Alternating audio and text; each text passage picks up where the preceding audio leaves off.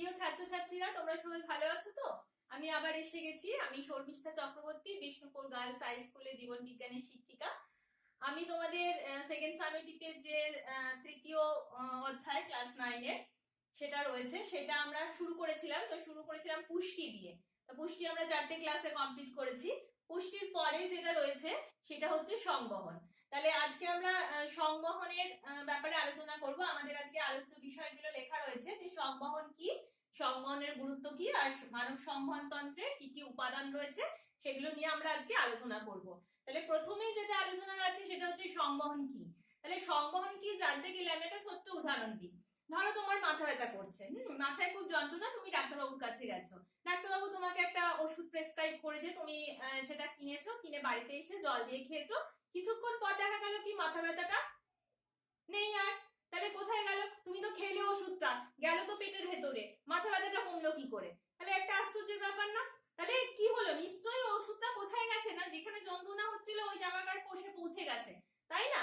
তাহলে এবার নিশ্চয়ই আমি বোঝাতে পারলাম, মানে তোমরাও বুঝতে পেরে গেছো যে আমি কি ব্যাপারে আলোচনা করছি। হ্যাঁ, আমাদের প্রত্যেকের শরীরে কি রয়েছে না, এমন একটা সিস্টেম রয়েছে যে সিস্টেমের মাধ্যমে কি হচ্ছে না, এক জায়গাকার জিনিস আরেক জায়গায় পৌঁছে দেওয়ার একটা ব্যবস্থা রয়েছে, তাই না? তাহলে এইটাকেই আমরা খুব সহজভাবে এটাকে আমরা কি বলি না, সংবহন বলি। তাহলে এবার যদি তোমাকে জিজ্ঞাসা করে যে সংবহন কি, তখন তুমি কি বলবে?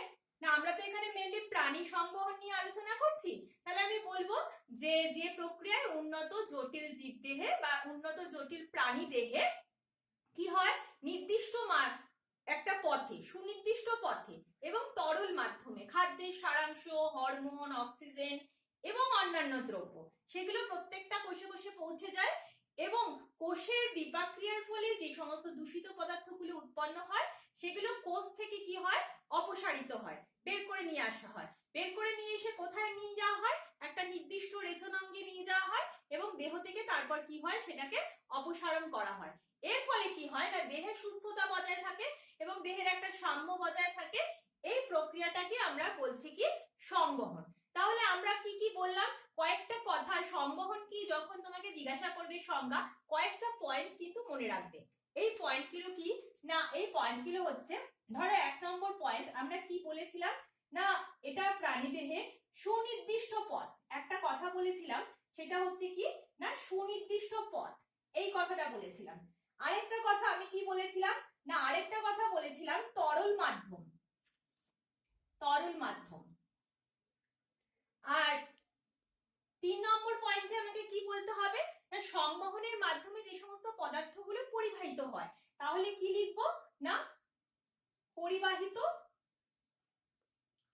পদার্থ। পরিবাহিত পদার্থগুলো কি কি হতে পারে না, যেমন শ্বাসবায়ু হতে পারে, খাদ্যের সারাংশ হতে পারে, হরমোন, উৎসেচক, এই সমস্ত কিছুই হতে পারে। তাহলে এই হচ্ছে পরিবাহিত পদার্থ, এগুলো এগুলো সম্পর্কে আমাকে বলতে হবে। আর 4 নম্বর কি বলবো না, দূষিত পদার্থ। সেই দূষিত পদার্থগুলো কি হয়, দূষিত পদার্থ, সেই দূষিত পদার্থগুলোর অপসারণ হয়। এবং এই যে সমস্ত কিছু হলো, এই যে এই ঘটনাগুলো ঘটলো, তার ফলে কি হয়, আলটিমেটলি কি হয় না, দেহের সুস্থতা, দেহের সুস্থতা বা সাম্য বজায় থাকে। তাহলে এই পয়েন্টগুলো আমাকে সংবহন কাকে বলে বলতে গেলে এই পয়েন্টগুলো উল্লেখ করে আমাকে তাহলে সংজ্ঞাটা দিতে হবে। তাহলে এবার যদি দেখি যে সংবহনের গুরুত্ব বা প্রয়োজনীয়তা কি, দরকার কেন সংবহন। তাহলে সংবহন দরকার কেন, অলরেডি কিন্তু আমরা যখন এই উদাহরণটা প্রথমে দিয়ে শুরু করেছিলাম তোমরা বুঝতে পেরে গেছো যে সংবহনের প্রয়োজন কেন। তাহলে এখানেও যদি আমি ফার্স্ট পয়েন্ট লিখি, তোমরা নিজেরাই বলতে পারবে, সেটা হচ্ছে দেখো শ্বসন। শ্বসন, তাহলে শ্বসন বলতে পারি কেন শ্বসনের জন্য, কারণ শ্বসন কোথায় হয়, প্রত্যেকটা সজীব কোষে হয়। আমরা জানি যে যে কোনো জীবিত কোষে শ্বসন প্রক্রিয়া হয়। এবার শ্বসন প্রক্রিয়া হওয়ার জন্য কোষের মধ্যে কি প্রয়োজন না, খাদ্যের সাপ্লাই প্রয়োজন। আর কি প্রয়োজন না, অক্সিজেন প্রয়োজন, তাই না? অক্সিজেনের উপস্থিতিতেই তো সেটা জারিত হবে, খাদ্যবস্তুটা জারিত হয় শ্বসনে। তাহলে শ্বাসবায়ুর পরিবহন শ্বসনের মাধ্যমে আসলে কি হয় না, শ্বসনের কেন দরকার, আমরা বলতে পারি যে আসলে শ্বাসবায়ুর পরিবহন হয়। এই শ্বাসবায়ু কি, এই শ্বাসবায়ু হচ্ছে অক্সিজেন আর CO2, কার্বন ডাই অক্সাইড। তাহলে অক্সিজেন প্রত্যেকটা কোষে পৌঁছে যায় এবং বিপাক হওয়ার পরে, শ্বসন হওয়ার পর যে কার্বন ডাই অক্সাইডটা উৎপন্ন হয় সেটা সেটা কি হবে না কোষ থেকে বেরিয়ে আসবে, বেরিয়ে এসে কোথায় নিয়ে যাবে, সেটা তরল মাধ্যম কোথায় নিয়ে যাবে, নিয়ে যাবে ফুসফুসে, এবং ফুসফুস থেকে কি হবে দেহের বাইরে বেরিয়ে যাবে। তাহলে সংবহনের মাধ্যমে কিন্তু সংবহন না হলে কিন্তু শ্বসন প্রক্রিয়াটা কি হবে, বিঘ্নিত হবে, শ্বসন প্রক্রিয়া হবে না। নাম্বার 2 আমরা লিখতে পারি কি না পুষ্টি। কেন পুষ্টির দরকার, পুষ্টির সঙ্গে সংবহন কিভাবে সম্পর্কিত, কারণ এবার দেখো যে খাদ্য, তোমরা এর আগে পুষ্টি চ্যাপ্টারে আমরা পড়েছিলাম এবং হলজৈবিক পুষ্টি, প্রাণী পুষ্টি আমরা 5টা পর্যায়ে পড়েছিলাম, মনে আছে তো? কি কি? খাদ্য গ্রহণ, পরিপাক, শোষণ, আত্তীকরণ, বহিষ্করণ। সেখানে আত্তীকরণে কি পড়েছিলে, যে যখন খাবারগুলো তার সরল উপাদানে পরিণত হয়ে গেল তখন কি হবে না তারা কি হয়, শোষিত হয়, রক্ত বা লসিকায় শোষিত হয় এবং সেটা কি হয় প্রত্যেকটা কোষে পৌঁছায়। প্রত্যেকটা কোষে না পৌঁছলে প্রত্যেকটা কোষে কি হবে না, পুষ্টি হবে না। তাহলে প্রত্যেকটা কোষে পৌঁছবে কি করে না, কোন প্রক্রিয়ার মাধ্যমে পৌঁছবে, নিশ্চয়ই সংবহন প্রক্রিয়ার মাধ্যমে পৌঁছাবে। তাহলে আমরা এখানে দেখলাম যে কি না, এখানে দেখতে পাচ্ছি যে সংবহনের 2 নম্বর পয়েন্টটা, তাহলে প্রয়োজনীয়তাটা আমরা দেখলাম, গুরুত্বটা দেখলাম যে কি না পুষ্টি। নাম্বার 3 আমরা কি বলতে পারি না সংশ্লেষিত পদার্থের পরিবহন। সংশ্লেষিত পদার্থের পরিবহন। এবার দেখো তো সংশ্লেষিত পদার্থগুলো কি কি হতে পারে না, সংশ্লেষিত পদার্থগুলো হতে পারে কি না হরমোন হতে পারে, উৎসেচক হতে পারে এবং আরো অন্যান্য পদার্থ হতে পারে। তাহলে এইগুলো কি হয় না এক জায়গা থেকে আরেক জায়গায় পরিবহনের প্রয়োজন আছে, কারণ যেখান থেকে ধরো হরমোন, বিভিন্ন অন্তঃক্ষরা গ্রন্থি থেকে আমাদের হরমোন নিঃসৃত হয়, তাহলে সেই গ্রন্থিগুলো থেকে হরমোন যে বেরোয় সেখান থেকে কি তার কার্যকারিতা যে অঙ্গে হবে সেখানে তাকে পৌঁছতে হবে। কোন প্রক্রিয়ায় পৌঁছবে, সংবহনের মাধ্যমে। উৎসেচক বিভিন্ন গ্রন্থি থেকে নিঃসৃত হয়, আমরা পড়েছিলাম পরিপাককারী বিভিন্ন উৎসেচক। তাহলে সেই উৎসেচক যেখান থেকে বেরোলো সেখান থেকে যেখানে গিয়ে কাজ করবে সেটা কোন প্রক্রিয়ায় যাবে না, সেটাও কিন্তু সংবহনের প্রক্রিয়ায় যাবে। তাহলে আমরা দেখলাম যে এইটা ক্ষেত্রেও কি হয় না সংবহনের প্রয়োজন আছে। নাম্বার 4 যদি বলি তাহলে বলতে পারি কি না রেচন, ভেরি ইম্পর্টেন্ট। কারণ রেচন কেন, রেচন আমরা জানি রেচন মানে হচ্ছে দূষিত পদার্থের অপসারণ। এবার দেখো কোষে প্রতিনিয়ত আমরা বলেছিলাম বিপাক চলে, হ্যাঁ, কিছু উপচিতি কিছু অপচিতি, মানে কিছু গঠনমূলক কিছু ভাঙনমূলক। তাহলে এই যে ভাঙনমূলক বিভিন্ন যে বিপাকগুলো চলতে থাকে, এই বিপাকের ফলে কি তৈরি হয়, কিছু দূষিত পদার্থ কোষের মধ্যে তৈরি হয়। এখন যদি কোষের মধ্যে ওই দূষিত পদার্থগুলো থেকে যেত তাহলে কোষের অন্যান্য কাজগুলো কি হয়ে যেত, ব্যাহত হতো স্বাভাবিকভাবেই।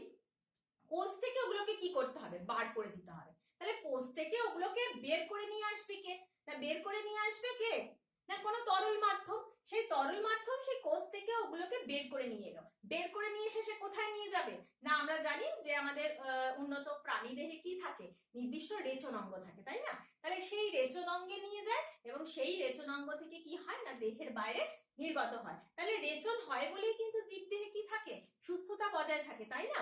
তাহলে রেচন প্রক্রিয়ার জন্যও কিসের দরকার হবে, সংবহনের প্রয়োজন হবে, কারণ রেচন পদার্থ অপসারণ করবার জন্য কিন্তু সংবহন প্রক্রিয়ার প্রয়োজন পড়ছে। আরেকটা বলতে পারি কি না তাপমাত্রা নিয়ন্ত্রণ, দেহের তাপমাত্রা নিয়ন্ত্রণ। ধরো যে কোনো একটা জায়গায় আমাদের দেহে, সারা দেহে তো তাপমাত্রা একই রকম থাকে, যে কোনো প্রাণী দেহের ক্ষেত্রে বলো, তাহলে সেই তাপমাত্রাটা নিয়ন্ত্রিত হয় কি করে না এই সংবহনের মাধ্যমে সারা দেহে তাপটা কি হয় ছড়িয়ে পড়ে, ছড়িয়ে পড়লে সমস্ত দেহে একটা নির্দিষ্ট তাপমাত্রা কি হয় মেনটেন হয়। তাহলে আমরা দেখো সংবহনের এই কটা গুরুত্ব পড়লাম, সেখানে আমরা কি দেখলাম যে শ্বাসবায়ুর পরিবহন ভেরি ইম্পর্টেন্ট, কারণ শ্বসন না হলে কেউ বাঁচবে না। তার জন্য আমাদের কি দরকার, সংবহনের প্রয়োজন হয়, ওদের পৌঁছে দেওয়ার জন্য অক্সিজেনকে এবং কার্বন ডাই অক্সাইডকে কোষ থেকে বের করার জন্য। পুষ্টির জন্য অবশ্যই সংবহন প্রয়োজন, পুষ্টি না কারণ কি না প্রত্যেকটা কোষে কি হয় খাদ্য না পৌঁছলে পুষ্টি হবে না, এবং পৌঁছায় কোন প্রক্রিয়ায়, সংবহন প্রক্রিয়ায়। সংশ্লেষিত পদার্থ যেমন বিভিন্ন রকমের হরমোন, উৎসেচক, এই যে সমস্ত পদার্থগুলো আছে সেগুলো এক জায়গা থেকে আরেক জায়গায় পৌঁছবে কার মাধ্যমে, কোন প্রক্রিয়ায়, সংবহনের মাধ্যমে। রেচন তো আগেই বললাম, কোষে উৎপন্ন দূষিত পদার্থগুলো নির্দিষ্ট রেচনাঙ্গে বয়ে যে নিয়ে আসবে সেটা কোন প্রক্রিয়ায় বয়ে নিয়ে আসবে, সংবহন প্রক্রিয়ায়। আর লাস্ট লিখলাম কি না তাপমাত্রা নিয়ন্ত্রণ। তাহলে তাপমাত্রা নিয়ন্ত্রণও একটা ইম্পর্টেন্ট পয়েন্ট, কারণ হচ্ছে সারা দেহে আমাদের যে সমান তাপমাত্রা এটার যে মেনটেন করা হয়, এই মেনটেন করাটা কিসের মাধ্যমে হয় না সংবহনের মাধ্যমে হয়। এবার দেখো এতক্ষণ পর্যন্ত কিন্তু আমি বারবার একটা কথা বলছিলাম, দেখো এই কথাটা কিন্তু বারবার বলছিলাম তরল মাধ্যম, বারবার কিন্তু একই কথা বলে যাচ্ছিলাম। আমি কিন্তু এখনো কিন্তু এখনো বলিনি। তাহলে এবার দেখো আমি বলবো মানব সংবহন তন্ত্রের উপাদান। তাহলে এই যে মানব সংবহন তন্ত্র, এই তন্ত্র কাকে বলছি? তন্ত্র তোমরা জানো, আগেও আমরা বলেছি যে আমরা জানি জীবদেহের গঠনগত কার্যগত একক কি না কোষ। এই কতগুলো কোষ একই রকম কাজ করে, তারা মিলে তৈরি করবে কি কলা। আবার যখন কতগুলো কলা একই কাজ করবে, কি তৈরি করবে? অঙ্গ। আবার এমনই অঙ্গ, কতগুলো অঙ্গ যখন একই কাজ করে তখন সেটা তৈরি হয় কি তন্ত্র। তাহলে এখানে সংবহন তন্ত্র যদি বলি কি বলবে না সংবহনে অংশগ্রহণকারী বিভিন্ন অঙ্গগুলো মিলিত হয়ে যে তন্ত্র তৈরি করে তাকে বলছি সংবহন তন্ত্র। তাহলে এবার আমি দেখি যে মানব সংবহন তন্ত্রের উপাদান কি। কারণ এখানে মানব কথাটা লিখেছি, সবার সংবহন তন্ত্রের কিন্তু একই রকম উপাদান হয় না। কারণ কিছু কিছু প্রাণীদেহে কিন্তু নিম্ন শ্রেণীর প্রাণী কিছু আছে, কিছু অমেরুদণ্ডী, তাদের জল সংবহন তন্ত্র দেখা যায়। তোমরা পড়েছিলে ফার্স্ট চ্যাপ্টারে পড়েছিলে না ট্যাক্সোনমি, যখন পড়েছিলে শ্রেণী বিভাগে পড়েছিলে পরিফেরার কথা মনে পড়ে, স্পঞ্জ, হাইড্রার কথা মনে পড়ে, তারপর একাইনোডার্মাটার কথা মনে পড়ে, তারা মাছ, তাদের দেহে কি পড়েছিলে যে জল সংবহন তন্ত্র থাকে, তাই না? কিন্তু মানব সংবহন তন্ত্রের যে উপাদানগুলো থাকে তার মধ্যে প্রথম যেটা সেটা হচ্ছে কি না হৃৎপিণ্ড। নাম্বার 2 যেটা বলবো সেটা হচ্ছে কি রক্ত। নাম্বার 3 যেটা বলবো সেটা হচ্ছে কি রক্ত বাহক। দেখতে পেয়েছি আমি যে মানব সংবহন তন্ত্রের কি কি উপাদান আমি লিখেছি। প্রথমেই যে দেখো লেখা রয়েছে হৃৎপিণ্ডের কথা। তাহলে দেখো হৃৎপিণ্ড সম্বন্ধে ছোট ক্লাসেও পড়েছো, অল্প বিস্তর পড়েছো, এইটুকুনি জেনেছো যে হৃৎপিণ্ড হচ্ছে আমাদের একটা পাম্পের মতন, তাই না? ঠিক পাম্প যেমনি কি করে না কোনো জায়গায় তরলকে এক জায়গা থেকে আরেক জায়গায় ঠেলে ফোর্সফুলি বল প্রয়োগ করে পৌঁছে দিতে পারে। তাহলে হৃৎপিণ্ড কিন্তু অনবরত কি হয় না একটা ছান্দিক গতিতে স্পন্দিত হতে থাকে। সেটা আমাদের একদম জন্মের থেকে শুরু করে যতদিন না মৃত্যু পর্যন্ত, হ্যাঁ, এটা ঘটতে থাকে অনবরত। এবং এই যে নির্দিষ্ট গতিতে যে স্পন্দিত হয়, এই স্পন্দনটা কিন্তু নিয়ন্ত্রণ হয় কি না এক ধরনের তড়িৎ শক্তির বল এর মধ্যে কাজ করে, হৃৎপিণ্ডের মধ্যে কাজ করে, এবং সেই কিন্তু হৃৎপিণ্ডের এই সংকোচন প্রসারণটাকে কি করে না নিয়ন্ত্রণ করে। তাহলে হৃৎপিণ্ডের যখন এই সংকোচন প্রসারণের ফলে সারা দেহে আমাদের কি হয় না রক্ত সার্কুলেট করে মানে কি না রক্ত ছড়িয়ে পড়ে। বোঝা গেল? তাহলে হৃৎপিণ্ড হচ্ছে মানব সংবহন তন্ত্রের ভেরি ভেরি ইম্পর্টেন্ট একটা উপাদান। হ্যাঁ, এবং সেটা হচ্ছে আমরা কি বললাম এটার সম্বন্ধে, আমরা কি বললাম না এটা একটা পাম্প যন্ত্র। হৃৎপিণ্ড একটা পাম্প যন্ত্র। আর কি বললাম না হৃৎপিণ্ডের যে আবরণ, হ্যাঁ, এই আবরণটাকে কি বলা হয়? হৃৎপিণ্ডের আবরণটাকে বলা হয় কি না পেরিকার্ডিয়াম। মনে থাকবে পেরিকার্ডিয়াম। পেরিকার্ডিয়াম হচ্ছে হৃৎপিণ্ডের আবরণ। হৃৎপিণ্ডের আবরণ হচ্ছে দ্বিস্তরযুক্ত, এই পেরিকার্ডিয়াম পর্দাটা হচ্ছে দ্বিস্তরযুক্ত একটা আবরণ।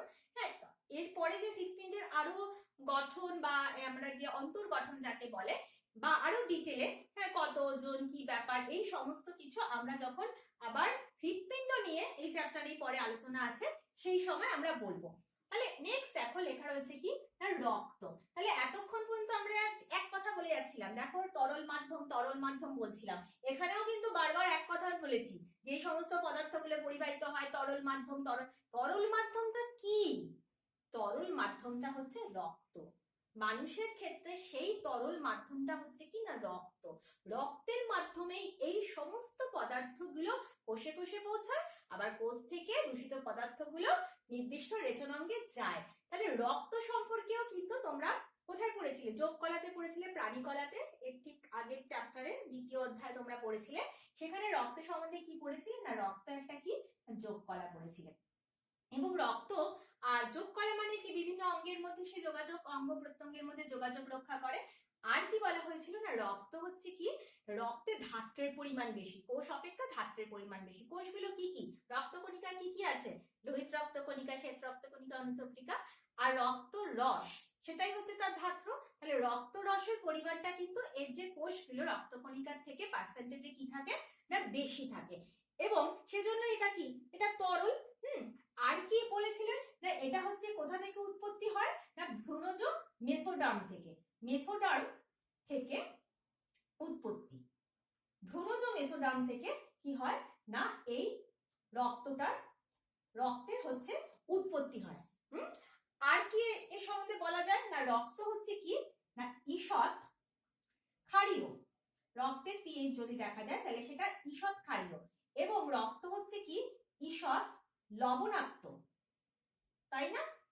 এটা আমরা জানি, তাই না? কোনো জায়গায় অনেক সময় হাতে তাতে কেটে গেলে আমরা প্রথমে কি করি, মুখের মধ্যে দিয়ে ওই রক্তটা বন্ধ করার চেষ্টা করি, তাহলে রক্তের স্বাদ আছে আমাদের সবার, তাতে কেমন লাগে, নোনতা লাগে না? তাহলে রক্ত হচ্ছে ঈষৎ ক্ষারীয়, ঈষৎ লবণাক্ত, এক ধরনের তরল যোগকলা, এবং সেটা কি মেসোডার্ম থেকে উৎপত্তি হয়, এবং অবশ্যই রক্ত হচ্ছে মানব সংবহনতন্ত্রের একটা প্রধান উপাদান। নেক্সট সেটা আসছে, সেটা হচ্ছে কি রক্তবাহ। তাহলে এবার হচ্ছে কি পাম্প যন্ত্র আমার রেডি, সব জায়গায় পৌঁছে দেওয়ার জন্য, সবকিছু পৌঁছে দেবো, তার জন্য আমি পাম্প যন্ত্র কিনে ফেলেছি, পাম্প বসিয়ে দিয়েছি, বাড়িতে পাম্প বসিয়ে দিয়েছি। এবার কি হচ্ছে, রক্ত অর্থাৎ আমার জল টলও সব রেডি হয়ে গেছে। পৌঁছাবো কিসের মাধ্যমে, কিভাবে পৌঁছাবো? বাথরুমের আমার কল খুললে জল পড়বে, আমার এখানে বেসিনে কল খুললে জল পড়বে, রান্নাঘরে আমার কল খুললে জল পড়বে। জলটা পড়বে কি করে? আরে জলটা পৌঁছবে কিসের মাধ্যমে? কিসের মাধ্যমে? পাইপ, তাই না? পাইপ যদি না থাকে তাহলে তুমি পাম্প চালালেও জলটা জায়গায় জায়গায় যাবে না। তাহলে এখানে সেই পাইপগুলোর কাজ কে করে? এখানে যে পাইপগুলোর কাজ করে সেটাকে আমরা বলি কি রক্তবাহ। এই রক্তবাহ কি আছে না, 3 প্রকারের আছে। একটা কি ধমনী, আর একটা হচ্ছে শিরা, আর 3 নম্বর হচ্ছে কি না রক্ত জালক। তাহলে আমরা 3 প্রকারের পাইপের কথা, 3 প্রকার নলের কথা বললাম, যার মাধ্যমে কি হবে না রক্তটা বিভিন্ন জায়গায় পৌঁছবে, সেটা হচ্ছে ধমনী, শিরা এবং রক্তজালক। তাহলে এইগুলোর অ্যাকচুয়ালি কাজ কি বা এগুলোর গঠনটা কি রকম সেটা আমরা এরপরে বলছি। তাহলে ধমনী, শিরা এবং রক্তজালক সম্পর্কে আমি বললাম যে আলোচনা করব। এবার দেখো যে ধমনী কাকে বলে। ধমনী হচ্ছে সেই রক্তবাহগুলো, যে রক্তবাহগুলো কি করে না হৃৎপিণ্ড থেকে রক্তকে কোথায় নিয়ে আসে না রক্তজালকে নিয়ে আসে। তাহলে রক্তজালকে নিয়ে আসা মানে হচ্ছে রক্তজালক ডাইরেক্ট কার সংস্পর্শে আসে না বিভিন্ন কলাকোষের সংস্পর্শে আসে। সেই জন্য হৃৎপিণ্ড থেকে বিশুদ্ধ রক্তটা কিসের মাধ্যমে আসে না প্রথমে মহাধমনী, ধমনী, ধমনিকা হয়ে কোথায় আসে না রক্তজালকের মধ্যে আসে। তাহলে আমাকে যদি জিজ্ঞাসা করা হয় ধমনী কাকে বলে, তাহলে বলবো না যে রক্তবাহ কি করে, কোথায় উৎপন্ন হয়, হৃৎপিণ্ডে উৎপন্ন হয়ে রক্তজালকে এসে শেষ হয়, তাকে আমরা কি বলছি ধমনী বলছি। এবার যদি জিজ্ঞাসা করা হয় যে শিরাটা তাহলে কি, তাহলে শিরা হচ্ছে সেটাই যেটা রক্তজালক থেকে উৎপন্ন হয়। দেখো রক্তজালক থেকে উৎপন্ন হয়ে কোথায় এসে মিলেছে, হৃৎপিণ্ডে এসে মিলেছে। তাহলে যে রক্তবাহ রক্তজালক থেকে উৎপন্ন হয়ে হৃৎপিণ্ডে এসে মিলিত হয় সেই রক্তবাহকে আমরা কি বলছি না শিরা বলছি। এবার দেখো লেখা রয়েছে কি না রক্তজালক। রক্তজালক তো আমরা এখানে দেখতেই পাচ্ছি যে এখানে শিরা লেখা রয়েছে, আর এখানে কি লেখা রয়েছে না এখানে লেখা রয়েছে ধমনী। তাহলে শিরা ধমনী, তার মাঝখানে কোন জায়গায়, তার মাঝখানে রয়েছে কি না রক্তজালক। তাহলে রক্তজালকটা কোথায় পড়ছে না শিরা এবং ধমনীর মাঝখানে যে সূক্ষ্ম সূক্ষ্ম রক্তবাহগুলো থাকে সেগুলোকে আমরা কি বলবো না রক্তজালক বলবো। এবার যদি আমি এই জিনিসটাকে আরেকটুখানি ভালোভাবে বুঝি তাহলে এইভাবে আমি একটা খুব সিম্পল একটা পিকচার আঁকছি। দেখো সবাই, এটা ধরে নাও তোমরা হৃৎপিণ্ড, ধরে নাও হৃৎপিণ্ড তো 4টে প্রকোষ্ঠ আছে, ওটা হৃৎপিণ্ড না ধরে নাও। তাহলে এবার দেখো এই হৃৎপিণ্ড যেটা ধরে নেওয়া হলো, সেই হৃৎপিণ্ড থেকে প্রথমে বললাম কি না ধমনীর মাধ্যমে রক্ত সারা দেহে ছড়িয়ে পড়ে। তাহলে প্রথমে হৃৎপিণ্ড থেকে যে মোটা ধমনীটা বেরোয় সেই মোটা ধমনীটার নাম কি, দেখো এখানে লিখেছি কি মহাধমনী, তাই না? এই মহাধমনী কি হয় না এই মহাধমনী কতগুলো কি হয় শাখা প্রশাখায় ভাগ হয়ে যায়। এই শাখা প্রশাখাগুলোকে আমরা কি বলছি না ধমনী। মহাধমনীটা হচ্ছে মোটা, তারপরে তার শাখা প্রশাখাগুলোকে বলছি কি না ধমনী। এই প্রত্যেকটা ধমনী আবার কি হয় না এই প্রত্যেকটা ধমনী আবার কতগুলো সূক্ষ্ম সূক্ষ্ম আবার কতগুলো শাখায় বিভক্ত হয়ে যায়। তাহলে এইগুলোকে আমরা কি বলছি না এইগুলোকে আমরা বলছি কি না ধমনিকা। তাহলে বোঝা গেল যে এটা মহাধমনী, এটা হচ্ছে কি এইগুলো হচ্ছে কি ধমনী, এবং ধমনী যখন আরো সূক্ষ্ম শাখায় ভাগ হয়ে গেল তখন আমরা সেগুলোকে বলছি কি না ধমনিকা। এবার দেখো এই ধমনিকাগুলো তাহলে আলটিমেটলি এখান থেকে কি হবে, এখান থেকে হচ্ছে অক্সিজেন সমৃদ্ধ রক্ত। অক্সিজেন সমৃদ্ধ রক্ত মানে কি যেটাকে আমরা বিশুদ্ধ রক্ত বলতে পারি। তাহলে আমরা এখানে বলতে পারি যে ধমনীর মাধ্যমে কিরকম রক্ত প্রবাহিত হয় না অক্সিজেন সমৃদ্ধ রক্ত বা অক্সিজেন যুক্ত রক্ত। আর তাহলে এবারে হচ্ছে রক্তটা চলে এলো, রক্তটা কোথায় চলে এলো আমি কি বলেছিলাম যে এইখানে কি থাকবে, মাঝখানে কি থাকবে না, মাঝখানে থাকবে খুব ছোট ছোট কতগুলো রক্তজালক থাকবে, খুব সূক্ষ্ম সূক্ষ্ম কতগুলো রক্তজালক মাঝখানে থাকে। এগুলোকে আমরা কি বলতে পারি, এই যে রক্তজালক বলা রয়েছে। তাহলে ধমনীর মাধ্যমে বিশুদ্ধ রক্তটা এখানে কলাকোষের সংস্পর্শে এলো, এবং কলাকোষের সংস্পর্শে যখন এলো তখনই কি হবে না, বস্তুর আদান প্রদান হবে। অর্থাৎ এখান থেকে যে সমস্ত খাদ্য, অক্সিজেন, হরমোন সবকিছু বয়ে এনেছিল সেটা কি হবে না, প্রত্যেকটা কোষে কোষে পৌঁছে যাবে। এবং এই কোষ থেকে কি বিপাকজাত যে সমস্ত দূষিত পদার্থগুলো সেগুলো এবার বের করতে হবে। এবার বেরিয়ে যাবে কোথায় না, বেরিয়ে এবার দেখো এই রক্তজালক থেকে এবারে আবার কতগুলো সূক্ষ্ম সূক্ষ্ম নালী এখানে আমরা দেখাতে পারি। আমরা আলাদা কালার দিয়ে দেখাই তাহলে বোঝা যাবে। এখান থেকে ধরো কতগুলো এরকম সূক্ষ্ম সূক্ষ্ম নালী তৈরি হচ্ছে। এই সূক্ষ্ম সূক্ষ্ম নালীগুলোকে আমরা কি বলতে পারি, তাই এগুলো দেখো লেখা রয়েছে অনুশিরা, বোঝা গেল। এই অনুশিরাগুলো কি হয়, এই অনুশিরাগুলো এসে একটা জায়গায় মিলিত হয়। এই অনুশিরাগুলো মিলিত হয়ে প্রথমে কি তৈরি করে না, প্রথমে হচ্ছে শিরা তৈরি করলো। তাহলে এরকম শিরা তৈরি করলো। এবার দেখো এই শিরা, এরকমই কতগুলো শিরা হ্যাঁ মিলিত হয়ে কি তৈরি হয় না, এরকমই কতগুলো শিরা মিলিত হয়ে তৈরি হয় মহাশিরা। এবং মহাশিরার মাধ্যমে এই দূষিত রক্তটা আবার কি হয়, হৃৎপিণ্ডে ফিরে আসে। তাহলে এখানে তো আমরা একটা শিরা এঁকেছি, এখান থেকে কানেকশন হতে পারে, এখানে বিভিন্ন কানেকশন হতে পারে। এখান থেকে ধরো আরো শিরাগুলো এখানে এসে মিট করেছে, এখানে আরো বিভিন্ন শিরাগুলো এসে মিট করতে পারে। তাহলে এই সমস্ত জায়গাগুলো, এইগুলো বিভিন্ন শিরাগুলো এসে এই যে মহাশিরা তৈরি করেছে, এই মহাশিরাটা কোথায় আসছে না, এখানে হৃৎপিণ্ডে এসে মিট করছে। তাহলে আমরা কি বলতে পারি যে শিরার মাধ্যমে তাহলে কি জাতীয় রক্ত প্রবাহিত হয়, শিরার মাধ্যমে তাহলে বলবো যে CO2 যুক্ত রক্ত। হ্যাঁ, CO2 যুক্ত রক্ত, শিরার মাধ্যমে তাহলে CO2 যুক্ত রক্ত প্রবাহিত হয়, বোঝা গেল। আর রক্তজালকের মধ্যে কিরকম রক্ত প্রবাহিত হয় দেখো তো, দেখো ধমনী থেকে এসেছিল বিশুদ্ধ রক্ত, আর শিরাতে হচ্ছে দূষিত রক্ত। তাহলে মাঝখানে কি হচ্ছে, দু প্রকার রক্তেরই তো মিক্স হচ্ছে, দু রকম রক্তই তো থাকছে রক্তজালকে। তাহলে আমরা কি লিখতে পারি না, এখানে তাহলে রক্তজালকের ক্ষেত্রে আমরা লিখতে পারি যে রক্তজালকের মধ্য দিয়ে কি হয়, অক্সিজেন ও CO2 যুক্ত রক্ত দুটোই প্রবাহিত হয় রক্তজালকের মাধ্যমে। তাহলে এটা বোঝা গেল, ধমনীর মাধ্যমে শুধু অক্সিজেন যুক্ত রক্ত, শিরার মাধ্যমে কার্বন ডাই অক্সাইড যুক্ত রক্ত, রক্তজালকের মধ্যে অক্সিজেন এবং কার্বন ডাই অক্সাইড যুক্ত রক্ত প্রবাহিত হয়। এবার একটা জিনিস এখানে খেয়াল রাখবে, একটা ব্যতিক্রম বলে রাখি, সেটা হচ্ছে ফুসফুসীয় ধমনী আর ফুসফুসীয় শিরা কিন্তু হচ্ছে ব্যতিক্রম। তার মানে ধমনীর মাধ্যমে, সমস্ত ধমনীর মাধ্যমে অক্সিজেন যুক্ত রক্ত প্রবাহিত হয়, কেবলমাত্র ফুসফুসীয় ধমনী ছাড়া। ফুসফুসীয় ধমনীর মাধ্যমে কিন্তু অধিক কার্বন ডাই অক্সাইড যুক্ত রক্ত বা দূষিত রক্ত প্রবাহিত হয়। ঠিক সেরকম ফুসফুসীয় শিরা, ফুসফুসীয় শিরার মাধ্যমে কিন্তু অক্সিজেন সমৃদ্ধ রক্ত বা বিশুদ্ধ রক্ত প্রবাহিত হয়। তাহলে এই ব্যতিক্রমটা কিন্তু মনে রাখবে। আচ্ছা, সেকেন্ড পয়েন্ট আমরা কি বলতে পারি না, সেকেন্ড পয়েন্ট আমরা বলতে পারি যে উৎপত্তির কথাটা বলেছিলাম না প্রথমে। হ্যাঁ, তাহলে উৎপত্তিটা কোথায় হয়, ধমনীর উৎপত্তি স্থল কোথায় না, উৎপত্তি স্থল হচ্ছে হৃৎপিণ্ড, উৎপত্তি হচ্ছে হৃৎপিণ্ড।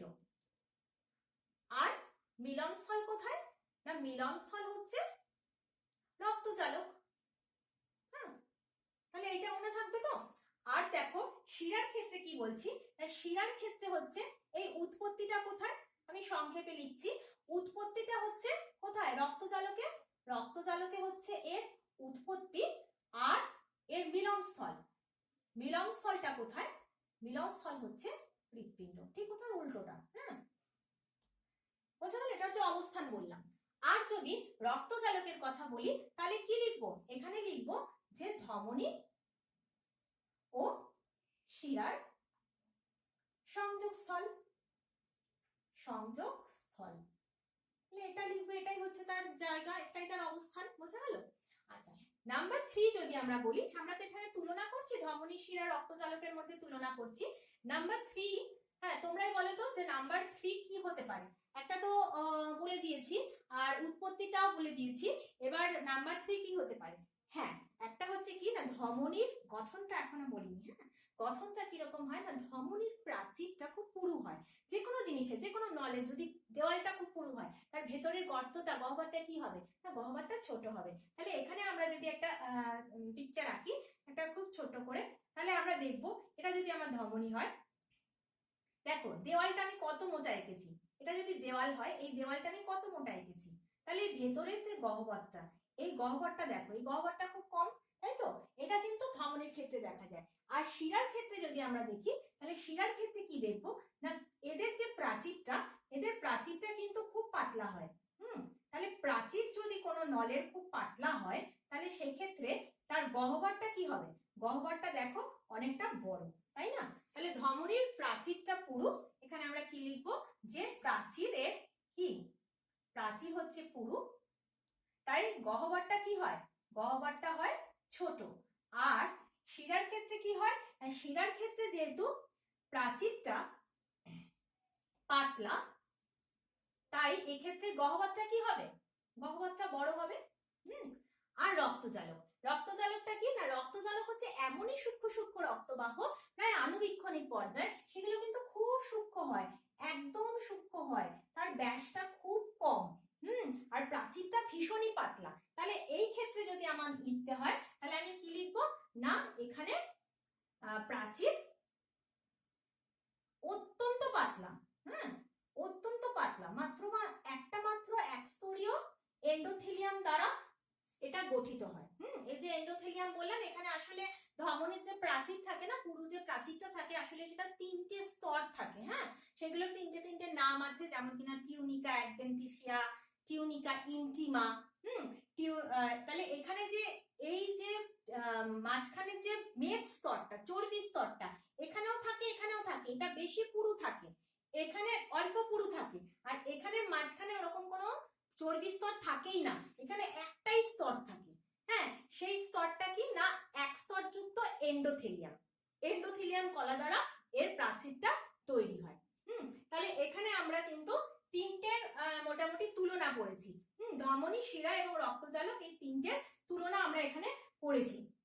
এবার যদি ধরো আরেকটা জিনিস আসতে পারে, সেটা হচ্ছে ধমনী এবং শিরার মধ্যে পার্থক্য। তাহলে এতক্ষণে তো ধমনী শিরার মধ্যে অনেকগুলো পার্থক্য পাওয়াই গেছে, আরো পার্থক্য আমরা বলতে পারি, কিন্তু যদি তোমাকে মেনশন করে দেয় যে কার্যগত পার্থক্য লেখো এবং গঠনগত পার্থক্য লেখো, তখন তোমাকে কি করতে হবে, গঠনের যে পার্থক্য, তাহলে গঠনগত পার্থক্যগুলো কোনগুলো হবে, নিশ্চয়ই এটা হবে যে উৎপত্তি কোথায় হয়, হৃৎপিণ্ডে মিলনস্থল রক্তজালক, কোথায় তৈরি, কোথায় উৎপন্ন হচ্ছে, শিরার ক্ষেত্রে রক্তজালক আর মিলনস্থল হচ্ছে হৃৎপিণ্ড। আর কোনটা বলবো গঠনের ক্ষেত্রে, না প্রাচীর পুরু গহ্বর ছোট, প্রাচীর পাতলা গহ্বর বড়, এটাও গঠনগত পার্থক্যের মধ্যে পড়ছে। আরেকটা তোমাদের বলে রাখি, যেটা হতে পারে সেটা হচ্ছে কি, না ধমনীর কি আছে, না স্পন্দন আছে, তাই তো? এটার কি স্পন্দন আছে, আর এটার কি, না এটার হচ্ছে স্পন্দন নেই।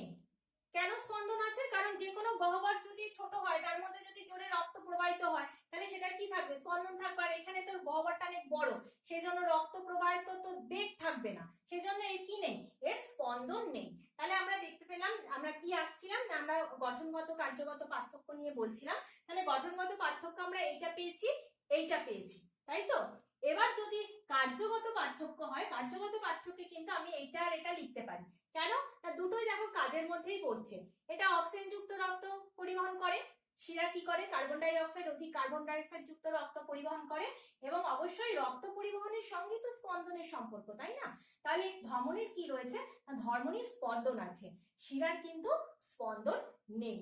তাহলে আমরা এখানে তুলনাটাও যেমনি করতে পারলাম, আর এখানে তাহলে এটাও লিখে দিই, তোমাদের রক্তজালকের ক্ষেত্রে স্পন্দন আছে কি নেই সেটাও লিখে দিই।